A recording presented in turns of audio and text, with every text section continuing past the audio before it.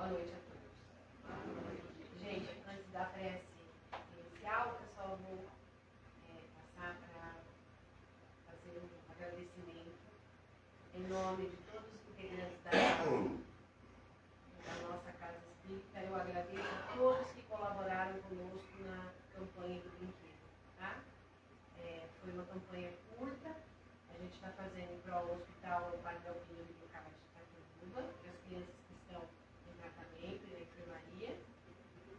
E assim, eu só tenho assim, agradecer infinitamente todos, porque a gente já recebeu muita doação. Eu agradeço de coração mesmo a todos que puderam participar de alguma forma. E antes da prece, a gente queria comunicar que sábado a gente vai ter o bazar também. A gente tem costura na rodoviária, então todos estão convidados para participar com a gente, tá? Muito obrigada. A partir das 7 até 1 hora da tarde.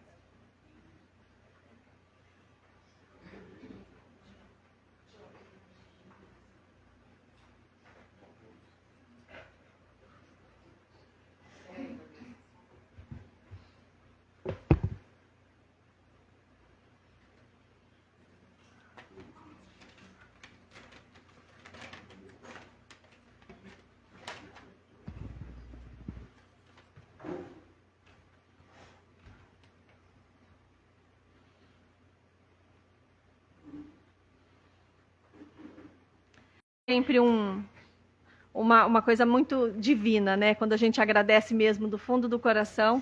Então, como a Jo disse, agradecer a todo mundo que pôde participar da campanha, que colaborou com a campanha. Foram muitos brinquedos.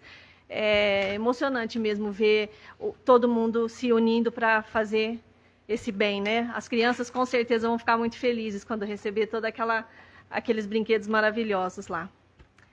Então, vamos agradecer a espiritualidade amiga por permitir que a gente estivesse junto aqui hoje. Agradecer a nossa vida, né, pelo milagre da nossa vida, por estarmos aqui. Então vamos à oração de agradecimento e luz. Senhor Deus, nessa prece eu me coloco em humildade diante de Ti, reconhecendo que em cada instante da existência é um presente divino. Venho com o coração sereno e a alma entregue, expressar a minha gratidão por tudo aquilo que a Tua sabedoria infinita coloca em meu caminho. Que as minhas palavras se elevem, traduzindo o amor que sinto por Ti e a confiança que deposito em Seus desígnios.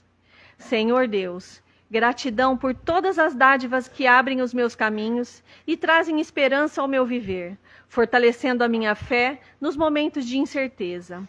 Gratidão, Senhor, pelas dificuldades que surgem no meu roteiro terrestre, que me induzem a superar as minhas próprias limitações, me ensinando a confiar em Ti e em minha capacidade de transformação.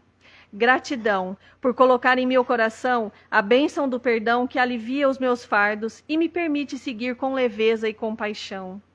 Gratidão por me permitir ajudar os irmãos mais necessitados, oferecendo-me a honra de ser um instrumento de Teu amor e de Tua misericórdia. Gratidão pela enfermidade que purifica o meu espírito, renovando-me das más inclinações, revelando a importância do desapego e de tudo que é transitório. Gratidão pela provação que fortalece a minha alma, pois nela reconheço o chamado à elevação, ao aperfeiçoamento espiritual. Gratidão pelas amizades sinceras, cujos laços me sustentam nas horas difíceis e celebram comigo as vitórias do Espírito. Gratidão pela força da minha fé, que me mantém de pé, pelas pessoas de difícil trato que me exercitam a paciência e a compreender sem julgar. Gratidão pela natureza que me conecta a Ti e me mostra a Tua presença em cada flor, em cada sopro de vento. Gratidão em cada sonho que me faz seguir em frente, pelo silêncio que me faz ouvir a Tua voz e me faz entender que nunca estou só. Gratidão pelas alegrias singelas do dia a dia, revelando que a felicidade verdadeira mora nas coisas mais simples. Gratidão pela vida que o Senhor me concede a cada amanhecer. Muito obrigada por tudo, amado Pai, que assim seja. Mais uma vez, gratidão pelo Alexandre, que veio aqui na nossa casa. Obrigada mais uma vez. Eu ia ficar de espectador prestando atenção. É que você conhece aquela piada, né? Que diz: e aí, rapaz? O cara pegou a coruja, pintou de verde, né? Deu pro amigo. Aí o amigo falou: e aí, tá falando? Ele falou: falar não fala, mas presta uma atenção, né? Bom, boa noite pra todos. Deixa eu encher meu copo d'água. Todo mundo aqui, eu acho que a grande maioria das pessoas que tá aqui, pelo que eu posso ver, ia na missa de domingo, né? Ia, né? Ou tiveram que fazer o catecismo, como eu, mas não tiveram. Era gostoso. E lá aprendemos uma oração chamada Salve Rainha. Mas muito pouca gente sabe a vertente dessa oração, da onde ela surgiu, como ela surgiu. Existem dois caminhos que a gente pode tomar. Eu vou tomar um deles onde 99% de certeza que foi esse caminho que deu origem à oração, tá? Imaginem como era lá a Europa do século XI. Vocês já imaginaram a Europa do século XI, como que era? Sistema feudal. Era um lugar onde se comia comida podre. Se vestia mal, se dormia mal. Você vivia até os 21 anos de idade era lucro nesse local. 20, 25 anos as pessoas morriam. Porque qualquer bactéria te matava. Qualquer acidente de trabalho, se cortasse, se matava. Mas foi nesse ambiente, em 1013, que nasce um menino. Esse menino, ele nasceu com um grande problema. Ele nasceu com uma fenda palatina, ele tinha lábio naporino, e ele nasceu com a coluna bífida, ou partida ao meio. Suas pernas eram totalmente atrofiadas, mas ele tinha os braços normais. Mas era, entre aspas, um monstro. Vocês imaginam, né? Como que era essa situação. Seus pais eram extremamente pobres. Eram o quê? Eram ali serviçais de algum feudo, né? E no dia que esse menino nasceu, imaginem a mãe e o pai. Começaram a chorar na hora que viram aquilo. Mas a mãe, dizem que ela levantou-se com a criança, tinha acabado de nascer, ajoelhou-se aos pés da cama e consagrou o filho à Mãe Santíssima. Dizendo que aquele filho, se ele morresse um minuto depois, ou ele vivesse, quantos anos viveria? Que a Mãe Santíssima cuidasse dele, porque ela não tinha condição de cuidar. Bom, para espanto de todos, a sua mãe Mildred cuidou desse filho. Era uma pessoa muito piedosa, sua época. E ela cuidou desse filho até os 7 anos de idade, com toda a questão. Sobreviveu a tudo e a todos. Uma criança naquela condição sobreviver naquela época já era um milagre. Mas, como ela havia consagrado o menino à Mãe Santíssima, ela mandou esse menino para um convento, uma abadia chamada Reichenau, que ficava no centro da Alemanha. Eles estavam ali na mais ou menos onde a Alemanha central hoje. Pegaram um carroça, já que esse menino ele tinha deficiência física, né? Ele não andava, porque as pernas eram atrofiadas por causa da coluna partida. Ele tinha mesmo um rasgo de fora a fora da coluna. Vocês já viram que é uma coluna bífida? Ela é aberta, um lado e um lado. É um negócio que nem um palato. Bom, e ele foi mandado a esse convento de Reichenbach. Chegando lá, ele tinha que receber um nome. E os irmãos desse convento chamaram ele de Hermanos Contractos. Ou irmão contraído. O irmão contraído, né? Porque ele era aquela perninha, não tinha. Então, o irmão contraído. Esse menino foi ordenado monge aos 20 anos de idade. Ele foi para lá com 7. Esse menino tinha uma capacidade gênia. Esse menino, com 20 anos, ele foi o quê? Formado como monge. E ali ele cuidava dos noviços que vinham. Diz que ele tinha tanto amor que os noviços eram dados a ele. Só que ele tinha outra característica. Ele escreveu livros de física, que nós chamamos de física hoje, de ciência hoje, de matemática, de línguas. Ele escreveu mais de 20 livros. Se você der um Google em Hermanos Contractos, você vai encontrar livros que esse cara escreveu. Lá naquela época, dentro desse convento. Falava mais de 12 línguas. Ele tinha uma capacidade enorme. Só que alguma coisa o perturbava. Ele era muito perturbado porque ele desdobrava, o que nós chamamos de desdobramento hoje. Na época era diferente para ele. E ele viu um lugar onde havia sol, 2 sóis que iluminavam aquele mundo. E nesse mundo ele se via totalmente diferente. Ele se via como uma pessoa alta, loira, olhos bem claros, que trabalhava com tecnologia. Lá ele viu um negócio que ele batia a mão num vidro, aquele vidro respondia, o que nós chamamos hoje de computadores, né? Que responde o seu celular. Ele via toda hora coisas que ele abria na casa dele, lá saiu a comida, nós estamos falando da nossa geladeira. Os transportes lá daquele lugar, os carros planavam. Ele morava num prédio alto, ele era uma pessoa... Isso aqui são suposições de fofocas espirituais, tá? Lá ele trabalhava com tecnologia de armamentos. Ele produzia foguetes, porque já haviam conquistado outros orbes da mesma constelação. Esse é um mundo de Capela, onde lá ele era um militar, que produzia tecnologia avançada. Bom, e isso perturbava ele, porque ele sabia que era ele. Ele se via, ele identificava ele. E como ele estava nesse corpo? O que prendia ele nesse corpo, aqui nesse mundo, se aquele lugar, aquela tristeza que dominava ele... Porque imaginem nós, né, se formos exilados, que maravilha. A menina sem o celular, já imaginou? Será que ela vive? Difícil, né? Eu sem a geladeira, tá? Para não ter problema, para não criar problemas.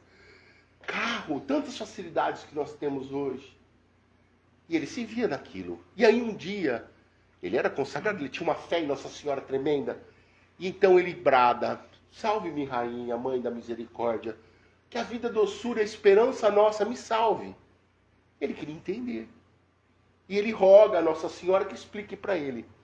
Então vamos pegar o livro lá, Caminho da Luz, de Emmanuel e Chico Xavier, no primeiro capítulo, e vamos pegar uns trechos desse livro como se fosse Nossa Senhora narrando a ele. Aí já é uma licença poética, tá? Minha.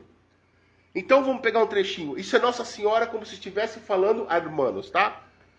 Irmãos, há muitos milênios, um dos orbes de Capela, que guarda afinidades com o globo terrestre, atingiu a culminância dos seus eventos extraordinários de ciclos evolutivos. Mesma coisa nós estamos vivendo. Nós estamos no pico, no final de uma era de transição. Nós tivemos um mundo primitivo que durou lá seus 20, 30, 40, 50 mil anos. Nós temos a mudança para provas e expiações, que começou há 40 mil anos, se fortaleceu há 7, 8 mil anos atrás, e nós estamos no fim desse evento evolutivo.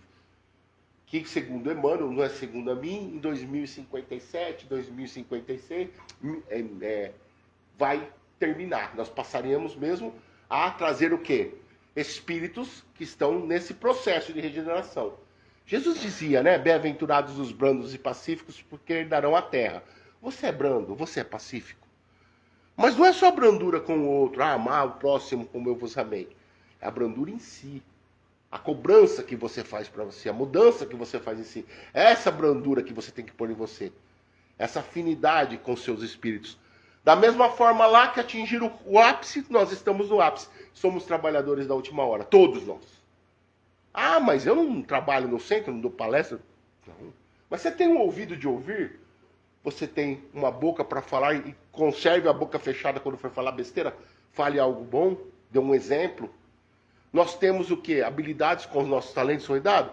Você pode produzir alguma coisa e doar a alguém como caridade. Se você tem um pouco mais de posse, você pode ajudar a dar um prato de comida, alguma coisa a essa pessoa. Nós temos muitos talentos a ser dados. E nós podemos praticar a caridade. O que é caridade? Amor em movimento. E o que é amor em movimento? João Evangelista dizia que Deus é amor. Amor em movimento é nos conectarmos a Deus. Tornar o quê? Santificada a nossa relação na Terra. E aí você aprende a ser brando e pacífico. E ele fala aqui, a Nossa Senhora falando, as lutas finais de um longo aperfeiçoamento haviam sido delineadas, como acontece convosco, as transições esperadas do século 21 e 20. Nesse crepúsculo da civilização, quer dizer, essa civilização que nós temos hoje, essa civilização parte doente, né? A mesma doença que nós temos, nós emprestamos à civilização, que são as nossas imperfeições. Né? Ela está no crepúsculo. Por quê? O que é um planeta em regeneração? Nós temos Um planeta em provas e expiações. O mal, ele é mais forte que o bem, certo? Isso vai subindo numa escala, você vai subindo até que isso se iguala. E começa a agir mais, existir mais bem do que mal. E aí você está entrando em regeneração.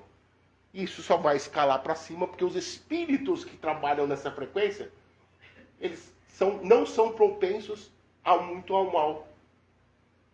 E aí você não vai espiar. O que é espiar? Você vir com algum problema físico, como hermanos, como muitas outras coisas, onde você vai ter que espiar, sofrer aquela imposição. Isso não vai existir mais.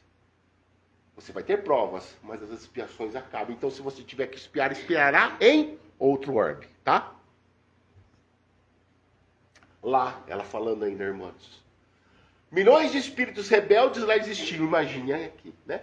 Apesar que está saindo, gente. Está saindo bilhões de espíritos da Terra. Tá? Bilhões de espíritos.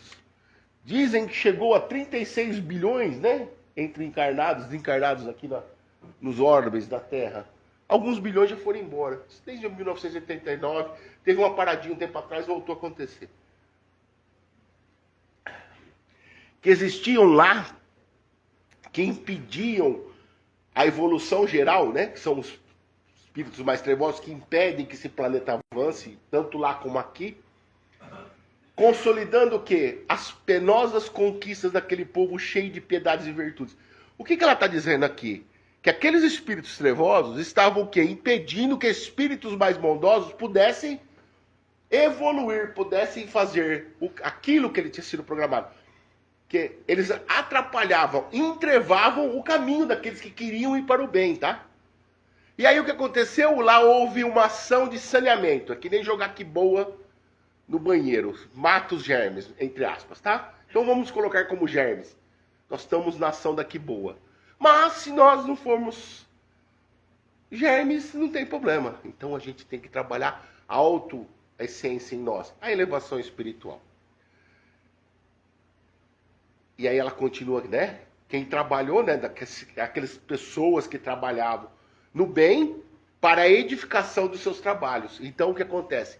Você tem que expurgar, retirar essa camada de ervas daninhas, a tiririca do quintal, vamos dizer assim, para que o planeta possa seguir em frente. Quando a gente fala de Apocalipse, Apocalipse, as pessoas acham que o Apocalipse é para mim, para Adriana, para Jô. Não, o Apocalipse é planetário. É o planeta que vai se transformar. E aí, minha filha, meu filho, não tem conversa. Você é convidado a se retirar, mesmo se você não estiver na mesma vibração. Sorte dos jovens que vêm hoje, porque eles já vêm com espíritos mais evoluídos, viu? Basta botar em prática, converse aí na sua mente, você vai ver que existe uma carga de sabedoria em cada um de vocês. Não só para usar o celular, tá?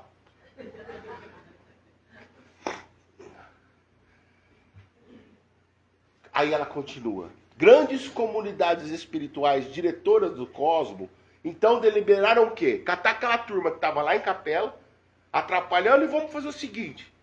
Essa turma que está pertinaz no crime, que não se emenda, olha, foi dado todas as chances. E é dado todas as chances. É dado todas as chances. Olha, ele já reencarnou como rico, como pobre, como mendigo, como isso, como aquilo. Aqui na Terra já fez tudo com a encarnação, continuou na mesma. Então não dá mais. Foi dado todas as chances, esse espírito dele se renovar. Que nós não tivemos limpezas umbralinas? Nós tivemos um monte de espíritos que foram compulsoriamente trazidos à encarnação. Vocês querem ver como eu vou dar um exemplo do que é uma encarnação compulsória pesada. Vamos supor que 2 jovens de hoje estão lá, eles tomaram todas da balada, estão todo mundo com a cabeça chacoalhada, usaram tudo quanto é tipo de droga que viu na frente, acabaram num motel, lá eles tiveram uma relação sexual. Você já pensou que nessa condição, fora os do motel, eles estão com 40 obsessores cada um, sugando. A menina engravidou. Um dos obsessores é pego e anexado ao óvulo. Na concepção. Qualquer um que mais se afina ao DNA é colocado ali. Isso chama-se reencarnação compulsória. Você acha que isso vai dar certo? Que essa criança que vai nascer daquilo vai dar certo? Com muita sorte, talvez. Mas não tem como, porque era simplesmente, é você, loteria. Isso é uma reencarnação compulsória. Tem outros, tá? Mas isso é uma reencarnação compulsória muito perigosa. No carnaval tá cheio. Carnaval tá assim, ó. Isso aí. Tá? Mas, se não for compulsória, existe o quê? Programação, certo? E nessa programação a gente escolhe as coisas para lá e para cá. Só que normalmente a gente se afasta dessas coisas, não é? A gente toma outros rumos. Então nós temos que tomar cuidado para não buscar outros rumos. Jesus nos dizia, a cada um foi dado conforme suas obras. E é das suas obras que você edifica um alicerce para poder sustentar aquilo que você faz. Se suas obras for bom e você aprender a ser bom, brando e pacífico, a terra é tua. E com certeza você vai ficar por aqui. Mas isso não quer dizer que você... Não, eu não sou o Chico Xavier, mas não precisa ser. Faça esforços, como disse Kardec. Cumpra 1% da programação e haverá palmas no céu. Bom, essa turma veio para cá. E nós estamos na bomba de... Eu tenho 3 bombas de quinta série, segundo a minha espiritualidade amiga. 3 bombas. Sabe o que é 3 bombas? 1 degredo, 2 degredo, 3 degredo. 3 bombas. Eu já vivi nos lugares bonitos que vocês não têm ideia. Mas estraguei tudo. Tomara que não tome bomba dessa. Acho que não, mas meu mentor fala assim pra mim. Vai bombar de novo? Eu já cansei de cuidar de você. E existe uma réplica, né? Que um cuida do outro. É um negócio maluco. Mas todos nós estamos sujeitos. Mas temos que aprender com os erros. Quando ele viu isso, ele falou, bom, então quer dizer que eu vim de lá, esse mundo que eu estou vendo, o irmão não estava vendo, é esse planeta que tinha isso, e eu era assim. E a mãe olha para ele e fala assim, irmãos, E aí ele fala, a vós bradamos, degredados filhos de Eva. A vós, nós choramos, degredados filhos de quem? De Eva, aqueles que viviam, segundo a tradição católica, no pecado. Aqueles que erraram, aqueles que foram pertinentes no crime. Por isso que Eva entra nessa figura. E vão se erguer aonde? Na figura de Adão. As raças adâmicas que vieram para cá. Vocês entendem da onde vem? Então, ele grita, a vós, então todos nós aqui que fomos degradados, pedimos a você, mãe, que nos ajude a nos livrar desse pecado. Uma outra parte da Salve Rainha. E ele continua, então já que eu entendi que eu fui de lá, que eu vim, que esse corpo aqui é uma forma de pagamento do mal que eu fiz lá, então eu suspiro a voz, gemendo e chorando nesse vale de lágrimas. O que é o gemendo e chorando nesse vale? É o mundo que nós vivemos. É o mundo de prova e expiação. É esse mundo que você vem. Lógico que você vai gemer e chorar nesse mundo. Ele é um mundo para gemer e chorar mesmo. Não se diz que se vem aqui pelo amor ou pela dor? Quantas pessoas não vêm pela dor? Eu vim para o Espiritismo totalmente pela dor. Poderia ter ido pelo amor, desculpem, quando eu tinha 16, 17 anos de idade, que eu era vidente. Com 8 anos de idade, eu ia lá no cemitério bater papo com o morto. Morto não, vivo, né? Mas eu fui travando isso em mim. Eu fui travando, eu não queria. Eu desdobrava com 20 anos assim, ó. Só fechar os olhos, buff. Saia voando. Percorria cidades voando. Era um negócio maluco. Mas eu não queria aquilo, eu fui eliminando. Chegou a um ponto onde a cobrança foi tanta. E as pancadas, nós quase nos separamos. Depois de casar, em pouco tempo. De tanto que a espiritualidade bateu na gente. Vê, hoje nós trabalhamos junto na Seara de Jesus. Que é uma das coisas mais difíceis que existe. Marido e mulher trabalhar junto na mesma Seara. É difícil pra caramba. Mas passamos por provas e expiações, dores. Muitas das dores nossas são voluntárias, nós criamos. Você fuma e tem um câncer de pulmão porque você fumou. Você teve um problema de rim ou gás porque você bebeu a vida inteira. Ou infortúnios voluntários. Outros são infortúnios de outra vida.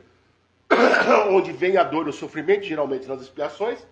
Mas a gente tem que aceitar. Por quê? Porque Jesus falava... Se alguma coisa é motivo de escândalo, arranque-o. Quer dizer, tem que ser eliminado da sua vida naquela vida para você poder processar e se tornar uma pessoa melhor. Para você enxergar o mundo de uma forma melhor. Mas aceitar a dor é um problema. Por isso que nós choramos e gememos aqui na terra, nesse vale de lágrimas, quando a gente pede a mãe. Ela nos ajuda, é lógico que nos ajuda, como todo bom espírito que você pede, ele te ajuda. Interferir é outra história. Mas te ajuda, te ajuda.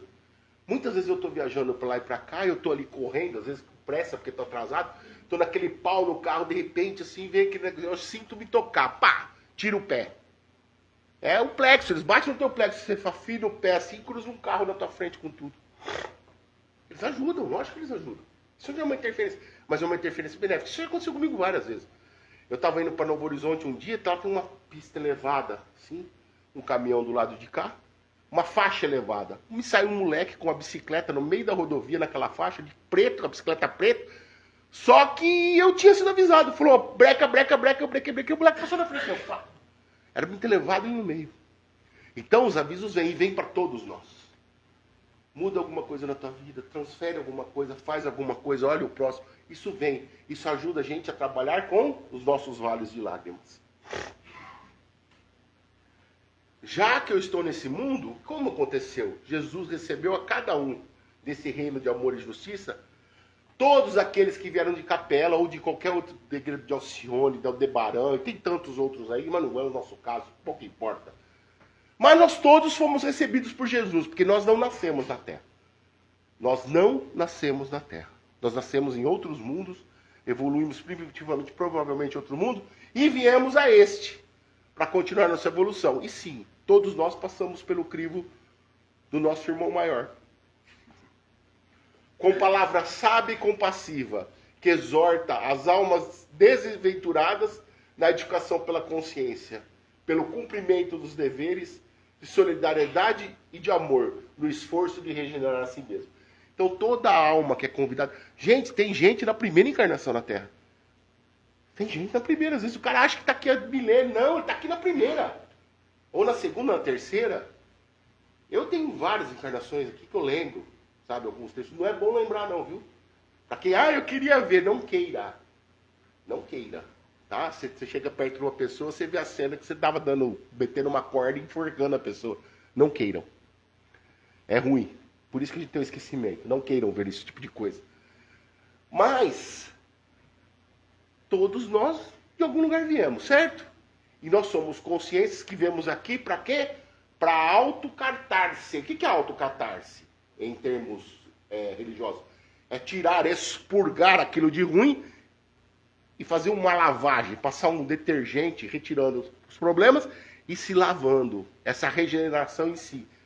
E o que o Espiritismo é? O Espiritismo, ele é mais doutrina, tinha que ser, né?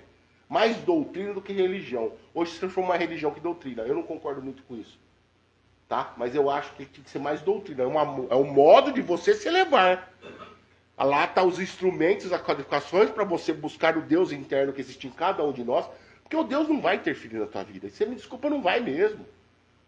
Ai, Deus está no comando. Ponto, lógico que está no comando, mas não vai interferir. Porque se ele interferir na vida dela ou dela, ele vai ter que interferir na minha. Soberanamente bom e justo, causa primária de todas as coisas. Então ele não vai fazer injustiça. Vocês entendem? Por que ele não interfere? Porque ele já existe em você. Quando ele foi criado, sopro, ali ó, você foi criado simples e ignorante, Deus já está em você. O que você tem que fazer é acender esse Deus interno para poder interferir. Mas ele já está em você. Se você o acende, você está interferindo Deus em você. Você está trazendo a real vivência em seu viver. Não sou eu mais que vivo pelo Cristo, é o Cristo que vive em mim. Você aprende isso. A viver realmente a ligação que você tem com alguma coisa maior. Ah, mas Jesus vai me salvar. Desculpe eu falar, Jesus não salva ninguém. Tá? Jesus... Meu mentor falou não falar isso, tá? Jesus, ele é o caminho, a verdade da vida, e ele disse, ninguém vai ao Pai se não for por mim. Eis a cartilha de amor que eu deixo para vocês. Seguirás essa cartilha. Amarás o teu próximo como a ti mesmo. E eu te digo, amarás o teu inimigo com a mesma força do vosso coração e do seu espírito. E aí sim, você encontrará uma morada que eu deixarei para vós. E lá te esperarei, conforme as tuas obras. Auxilia, como eu disse, tem bons amigos que vão te auxiliar, interferem naquelas coisinhas, mas eles não podem viver a tua vida. Porque senão os ouros é deles. Vamos supor que você paga a conta, eu vou lá e pago a conta da Adriana lá. Tá. E daí? Eu dei dinheiro para ela, mas não paguei uma conta dela, né? E daí? Ela fez essa conta? Ela viveu essa conta? Não, ela vai ter que criar outra. Eu estou falando do conta espiritual, da conta de banco, tá? Eu resolvo para ela um negócio. Foi ela que resolveu, não, então ficou pendente, não resolveu nada. O mérito é meu. Então nós temos o que viver em função da gente. Trabalhar em grupo, ser o apoio de alguém. Mas temos que trabalhar nossa personalidade, a nossa vida. Porque o dia que você desencarna, você vai olhar para um lado, você vai olhar para o outro, você vai olhar para frente, não vai estar a vizinha que você não gosta, não vai estar aquele cara chato que você não quer, não vai estar aquele pessoa político que você odeia, não vai estar... Só vai estar você. E ali vai ter um espírito que é seu mentor principal, que é aquele chefe da tua coordenação ali, se você tiver sorte é isso, e vai olhar para você, dar uma risadinha ou fazer uma carinha assim, tipo, ou triste ou alegre. Tem saída. E aí você é puxado automaticamente aonde o seu espírito está. E onde você colocou ele? Num lugar bom ou num lugar ruim? Você é puxado, é o famoso túnel. E sem conversa. E aí você pode ficar esperando numa nave dessas que está aí partindo com milhões, até sei lá. Bom, e aí irmã nos fala, então, já que eu estou aqui, que eu sei porque eu estou espiando, eu estou tentando fazer o meu melhor, porque ele veio pela dor para cá. Hermanos era uma pessoa extremamente intelectual, inteligente, só que ele não sabia amar. Ele construía bombas. Ele fazia foguete. Ele era materialista. Mas aqui ele estava aprendendo a amar. O que ele fazia? Ele cuidava dos vícios, ele cuidava das crianças que entravam. Ele é extremamente amado, todo mundo gostava dele. Então, após a advogada nossa, mostrai-me Jesus, bendito o fruto do vosso ventre. O que ele fala aqui? Então, mostrai-me. Esclarece para mim esse Jesus que tanto me ensinou, que tanto admiro. Faz ele tornar real em meu viver. Que é com Paulo que eu falei agora de Paulo. É o Cristo que vive em mim. Na verdade, ele está falando assim, vai lá pro teu filho, diz que eu melhorei, por favor, meu advogado. Diz que eu estou o cara agora, que eu entendi o que é amor. E eu estou praticando e vivenciando o amor em mim. Mostra pro teu filho, mas não precisa nem pedir para Nossa Senhora, porque ele o vê. Essa mudança é nítida. E quando você muda e você aprende, você espalha isso aí vira uma bola de neve. Ou melhor dizendo, uma avalanche. Não tem outros termos, mas seria esse. Você vai contaminando todo mundo ao seu redor. Todo mundo ao seu redor. Todo mundo ao seu redor. Tem pessoas que começam numa família grande a fazer o evangelho no lar sozinho. Senta lá, faz, todo mundo passa e olha. Faz que nem gato faz da caixa de areia, sai, é tonto. Ai. Daqui uns dias tá curioso. Por quê? Porque vai mudando o ambiente da casa. Aí senta lá para ver como é. Eu só vou sentar para ver como é que é, não quero falar nada. Mas não tá, começou na outra semana, já está lá de novo. E começa a agregar valores. Por quê? Porque quando você faz o evangelho no lar, você está pondo um escudo de proteção na tua casa. Uma forma, logicamente, que espíritos entram e saem conforme a vibração do ambiente. Mas o evangelho no lar faz com que a vibração comece a ficar boa e você começa a agregar o quê? Mais matiz de limpeza. Miasmas que estão, não importa o que é miasma, mas impregnações psíquicas que estão para lá e para cá, isso começa a derreter e ser lavado, a tua casa vai melhorando. E você não lava só a sua casa, você começa a lavar os vizinhos. Daqui a pouco, quando você vai fazer, depois de alguns anos, existe um facho de luz azul que sai da sua casa e ilumina a sua cidade. E aí você vê aqueles fachos de luz, você sabe que ali tem um evangelho dentro de casa. Não estou falando católico, crente, espírita, não sei. Pessoas que oram com fé no coração.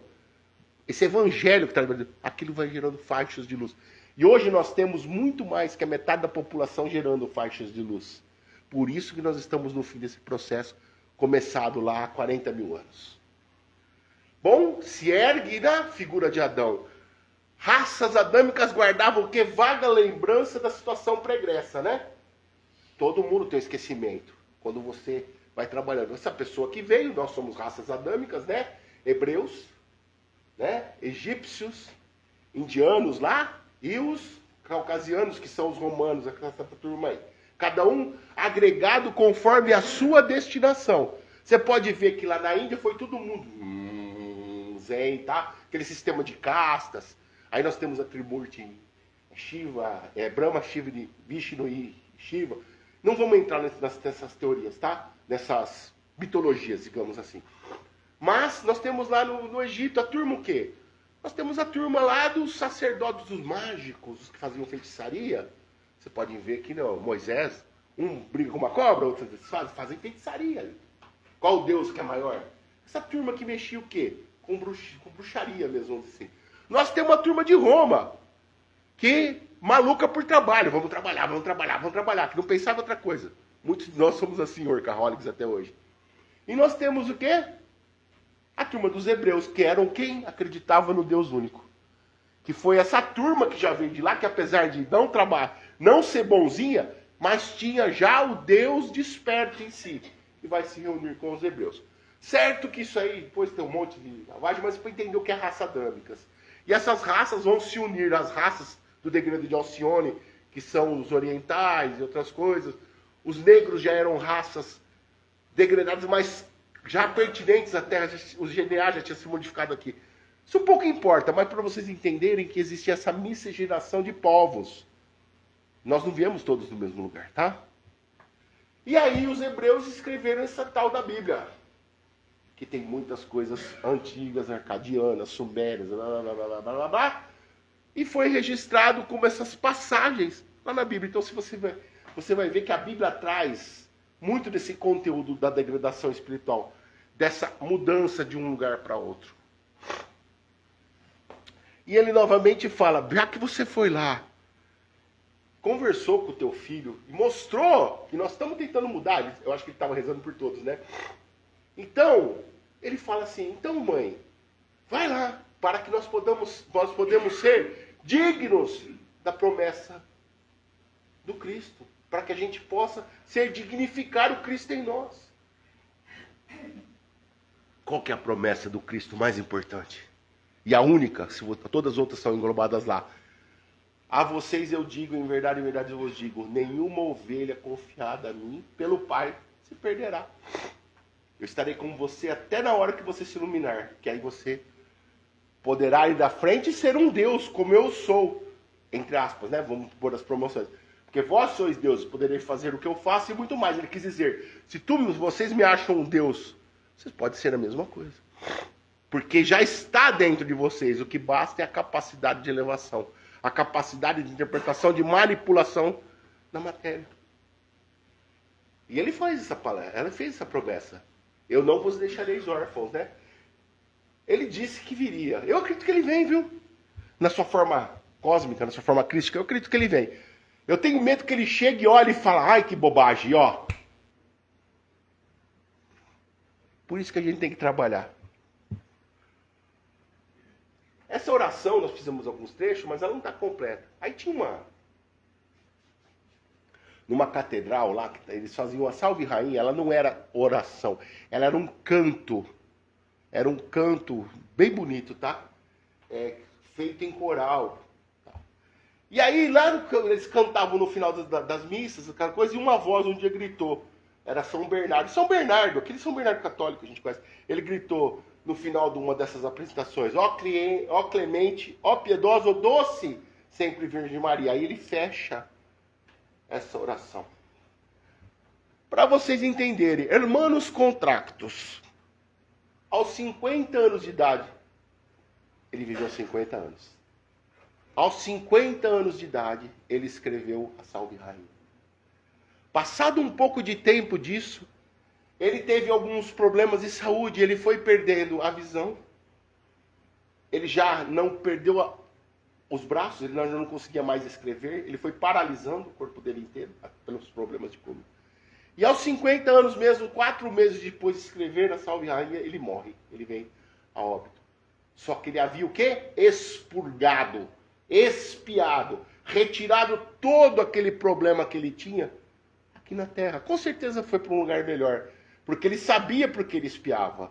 Ele tinha aquele problema físico. Ele sabia amar, porque ele aprendeu a amar os noviços e espalhava o seu amor a todos, todos gostavam dele. Ele usou o intelecto dele para poder deixar para o legado futuro obras escritas daquilo que ele havia aprendido em capela, no intelecto, na sua asa do conhecimento. Hermanos Contractos estava ali na sua última encarnação na Terra.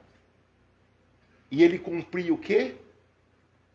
o que Cristo havia pedido para nós através do Espírito de verdade. Espíritas, amai-vos. Espíritas, instruí-vos. Eis aí o caminho da redenção.